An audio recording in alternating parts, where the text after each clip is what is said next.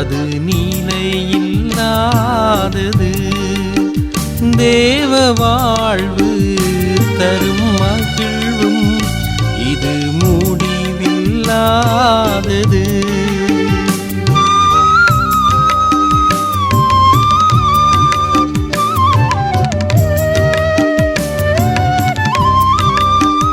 பாவ வாழ்வு தரும் இன்பம் அது நிலையில்லாதது.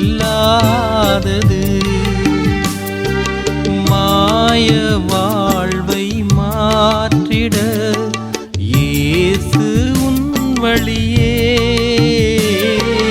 மாய வாழ்வை மாற்றிட இயேசு உன் வழியே. மாறாதேவன் என்று முன்னை வழி நடத்த வல்லவர். உம்மை நாளும் போற்ற வார்த்தை இல்லையே. எந்தன் கானம் சிந்தையாவும் இயேசுவே. சோர்ந்து போகும் வாழ்க்கையில் ஜீவன் இயேசுவே.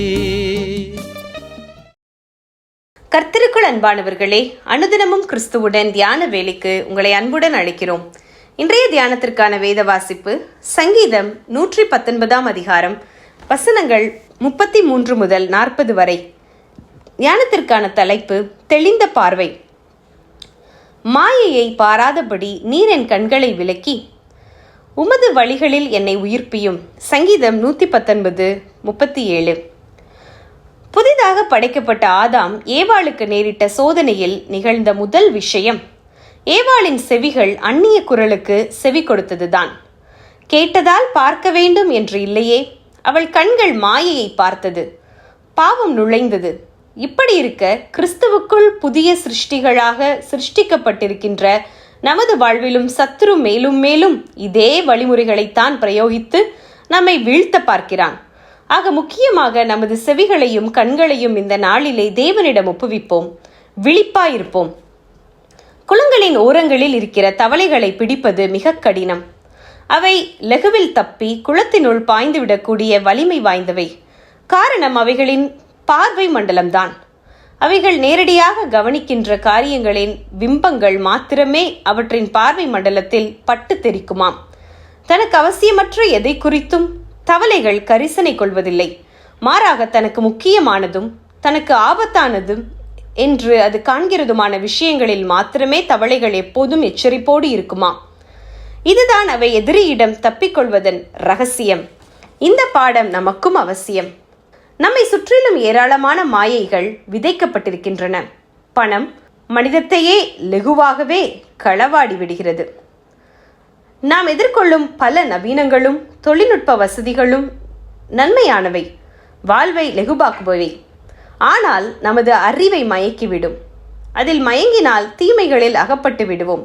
சாவுக்கு நேராக நம்மை நாமே பொழுதுபோக்குதல் என்ற தலைப்பில் ஒரு எழுத்தாளர் தொலைக்காட்சியின் தீமைகள் பற்றி எழுதிய போது பலத்த வரவேற்பு பெற்றது.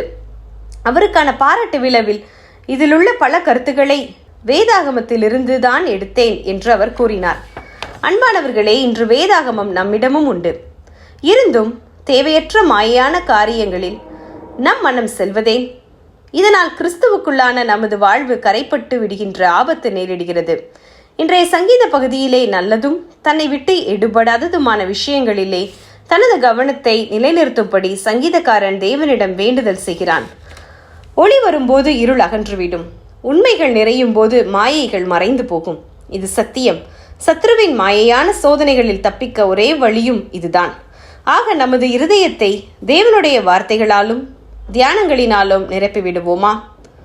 ஜெபம் செய்வோம். அன்பின் தேவனே, எங்களது இருதயத்தை கர்த்தருடைய வார்த்தைகளாலும் தியானங்களினாலும் நிரப்பி உமது கட்டுப்பாட்டிற்குள்ளே எப்போதும் காணப்பட உதவி செய்யும். ஆமேன்.